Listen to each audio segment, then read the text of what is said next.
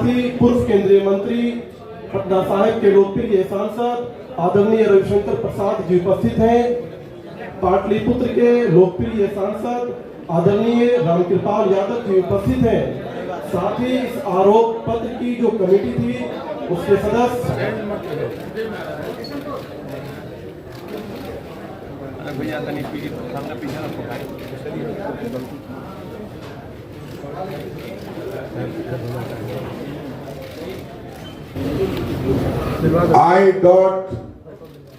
I.N.I.India का जो full form बनाया है, ये पूरी तरह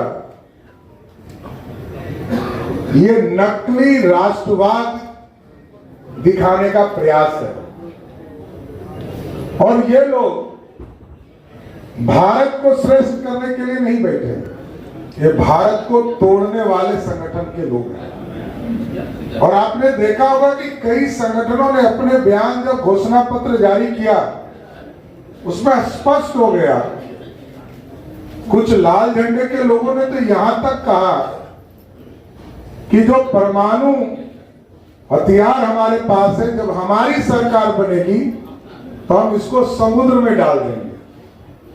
आप सोचिए, भारत को कमजोर करने वाले, महागठबंधन बनाने वाले, और पूरा देश जानता है कि कांग्रेस पार्टी ने 55 साल इस देश में राज किया।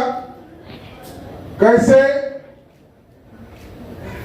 कोयला का घोटाला हुआ, 2G का घोटाला हुआ, और कांग्रेस पार्टी के जीजाजी का भी घोटाला हुआ।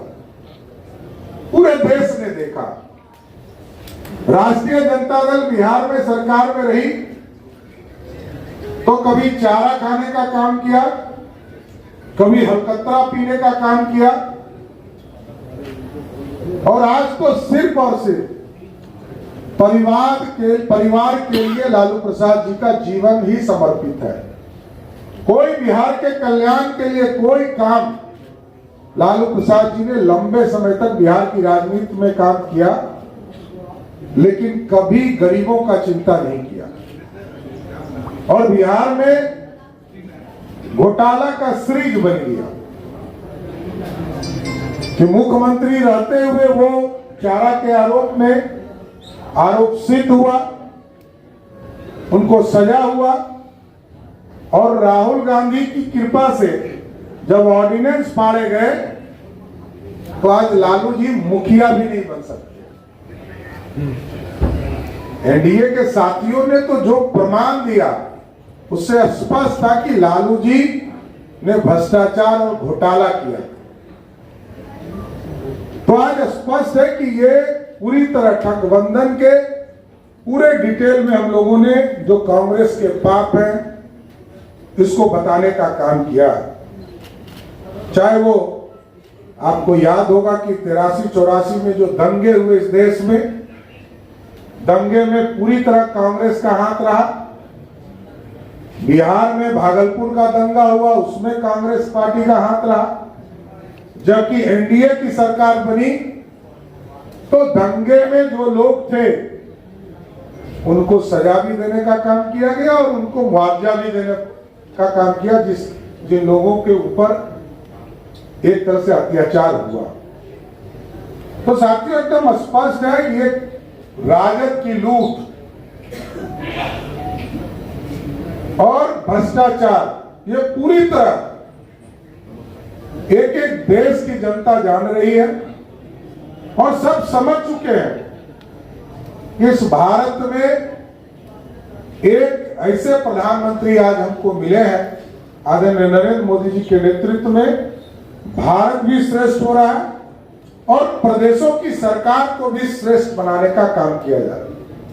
और आप लोगों ने देखा कि 2004 से लेकर 14 तक जब बिहार में सरकार और देश में सरकार चल रही थी तो बिहार जैसे राज्य को 13 फाइनेंस में जितनी राशि मिली मात्र 7,000 करोड़ रुपया। और उसके बाद जब एनडीए की सरकार बनी तो आप समझ सकते हैं कि आज बजट का लगभग 80% राशि देश के यशस्वी प्रधानमंत्री नरेंद्र मोदी देने का काम। 2,78,000 करोड़ का बजट है बिहार का, जिसमें लगभग 2 लाख करोड़ रुपया भारत की सरकार सहायता करती है, असिस्टेंट देती है, टैक्सों से आता है। आप सोचिए कि बिहार जैसे प्रदेश को विकसित बनाने में नरेंद्र मोदी जी की सरकार है। लेकिन कांग्रेस पार्टी एक तो परिवारवाद में विश्वास करती है, दूसरा जो राष्ट्रीय जनता दल उनके गठबंधन के लोग हैं वो पूर्ण रूप से सिर्फ एक परिवार के प्रति ही पूरा जीवन है, कोई दूसरा कुछ नहीं। इसलिए आज इस पूरे एक पूरा ब्रीफ आपको उपलब्ध कराया गया है कि ठगबंधन के लोग पूरी तरह भारत को लूटने का काम करेंगे, नौजवानों को ठगने का काम करेंगे और नौजवानों को यह दिखाया जा रहा है कि हमने ही काम किया, जबकि 17 महीने में आप स्वयं जानते हैं कि उनके युवराज, राजद के युवराज जिस डिपार्टमेंट में रहे एक भी सरकारी नौकरी की बहाली तक नहीं निकला। और जो पॉलिसीज हम लोगों ने बनाया 2020 में 10 लाख सरकारी नौकरी का कमिटमेंट गरीबों तक पहुंचाने का, नौजवानों तक पहुंचाने का, उसको हम पूरा भी कर रहे हैं। आदरणीय मुख्यमंत्री जी भी लगातार इसकी चर्चा कर रहे हैं। इसलिए साथियों, मैं यही कहूंगा कि आज ठगबंधन पूरी तरह 2024 का चुनाव हारेगा और पहले फेज का जो चुनाव हुआ इसके चारों सीट हम बड़े मार्जिन से चुनाव जीतेंगे। पहले भी जितने चुनाव को आप देखेंगे, चाहे वो एनडीए के स्वरूप में रहा हो या भाजपा अकेले लड़ी हो, पिछला तीनों चुनाव हम उन सभी सीटों पर जीतने का काम किए हैं। आगे भी 2024 का जब 4 जून को रिजल्ट आएगा, ये चारों सीट कंप्लीट एनडीए को मिलेगी और 40 में 4 अभी सिर्फ टेलर है। 40 की 40 सीट बिहार से जीतकर मोदी की सरकार बनाने का काम करेंगे। धन्यवाद। है कि जो संसाधन है वो मुस्लिमों को दिया जाएगा, कांग्रेस का ऐसा करना है।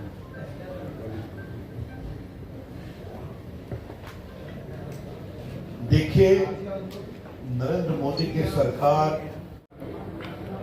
अगर 80 करोड़ लोगों को खाना दिया जा रहा है तो सबको देते हैं ना, क्या हिंदू, क्या मुस्लिम, क्या अगड़े, क्या पिछड़े। अगर कोरोना का टीका लगा तो कोई भेदभाव किया गया? अगर ग्रामीण सड़कें बनती हैं तो सबके लिए बनती है ना। कहाँ लालू जी के राज में यहाँ हमको वोट नहीं मिला था, यहाँ बाहर निकले। आज स्टार्टअप हो, स्पोर्ट्स हो, सेना की भर्ती हो, माइनॉरिटीज के बच्चे बच्चियाँ काफ़ी काम करते हैं। तो ये हमारी सोच है। उनकी सोच क्या है? उनका मैनिफेस्टो मेरे पास है। 17 बार खाली माइनॉरिटी किया गया है, 17 बार।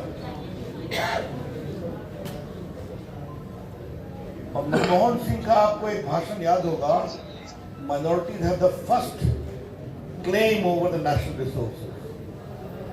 और याद करिए 2004-2005 में हैदराबाद में SC/ST के रिजर्वेशन में काट कर अल्पसंख्यक मुस्लिम को रिजर्वेशन देने की कोशिश की गई, इसको हाईकोर्ट में पेश किया।